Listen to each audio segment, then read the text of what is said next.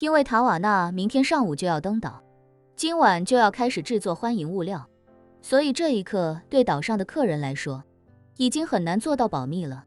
于是工作人员便大方地承认，我们目前收到的消息是这样，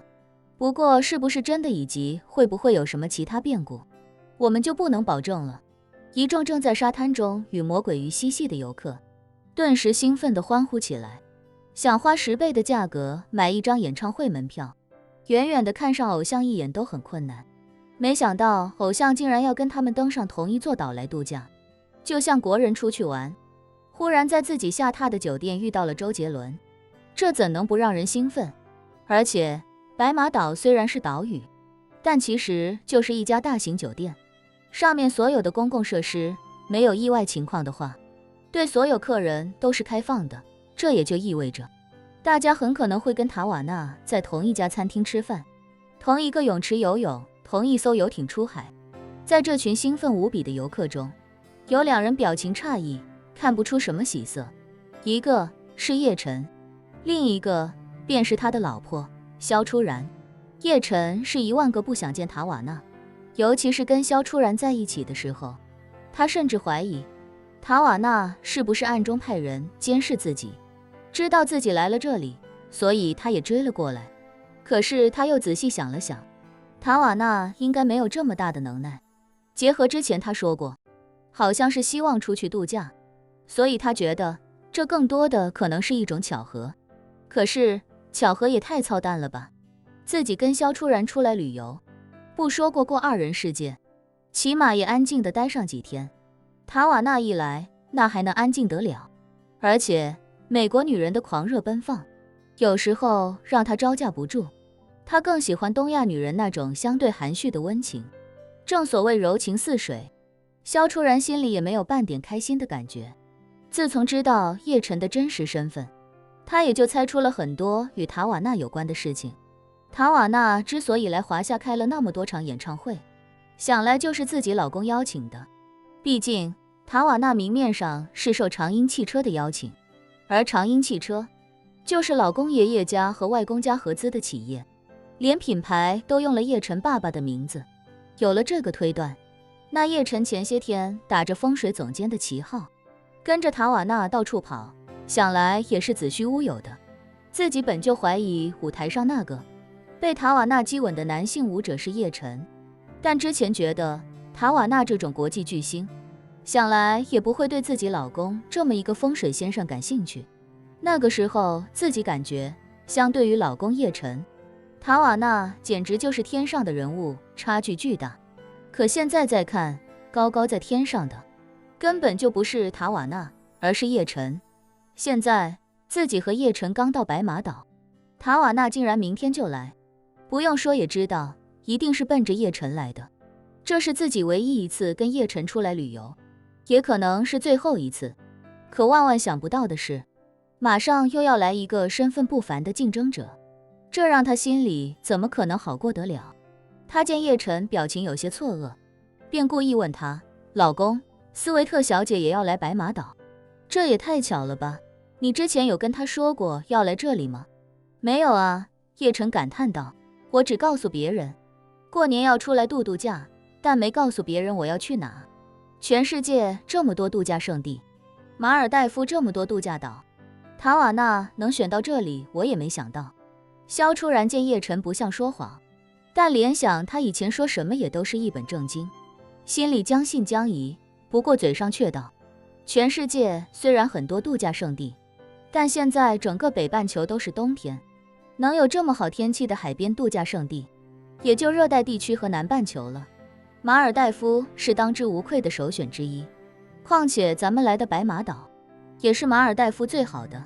斯维特小姐这么有钱，会选在这里也不奇怪。说着，他低声嘀咕道，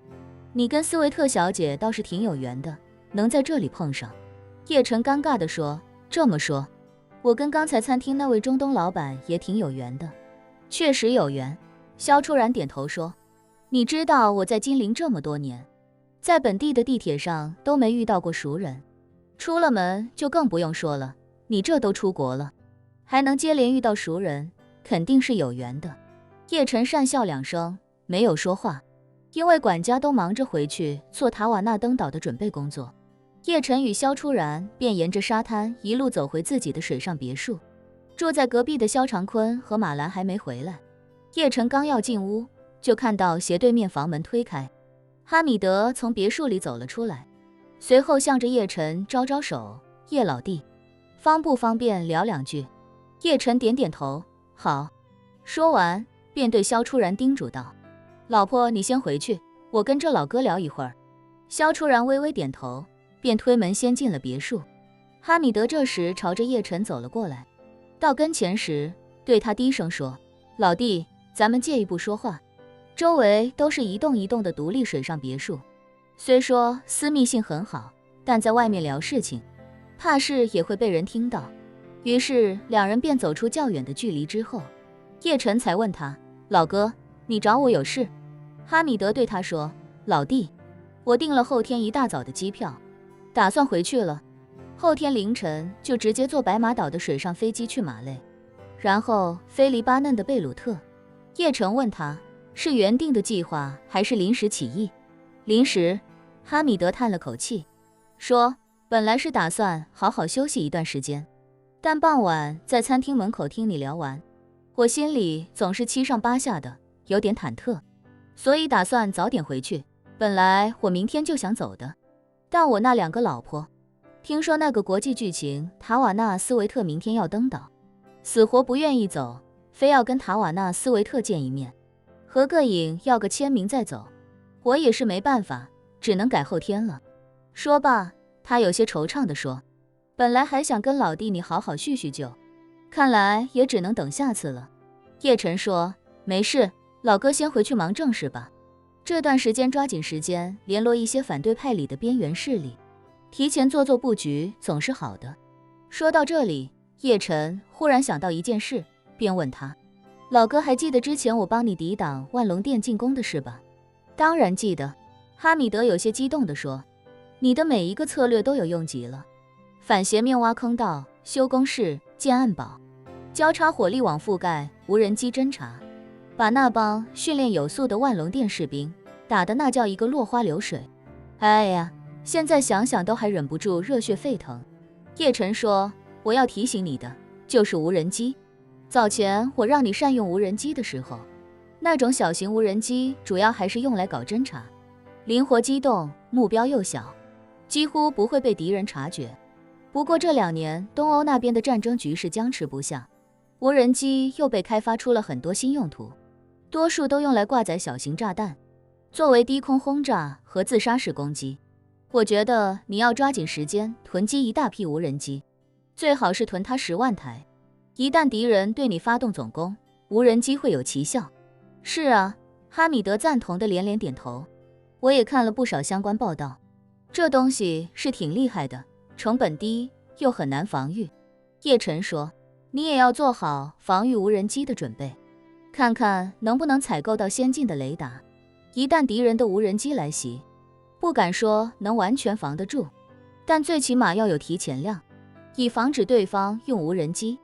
对你的大型装备实施精准打击，或者对你实施斩首行动。”“没问题。”哈米德面色一凛，也意识到这其中的危险，说：“回头我让他们在永贝工事和反斜面坑道洞口做好防无人机的措施。”叶晨又叮嘱他，一定要做好无人机空中巡逻常态化，严密监视你基地方圆50公里内的人员与装备调动，另外做好逃亡准备，一旦战事一边倒，就想办法活着逃出来，届时到华夏来找我，我会保你安全。”哈米德有些紧张：“老弟，形势这么不乐观吗？现在的基地是我这么多年的心血，你还给我投了这么多钱，新搞了这么多基建，要是真放弃，就白白便宜那帮王八蛋了。”叶晨摇头道：“老哥，格局要大，真到了生死存亡的时刻，除了生命之外，没有什么是不能主动放弃的。”因为怕他太紧张影响心态，叶晨又微笑道：“不过倒也未必会这么严重，只是准备充分总是好的。你们那个地方变数太多，什么事都有可能发生。”哈米德咬着嘴唇，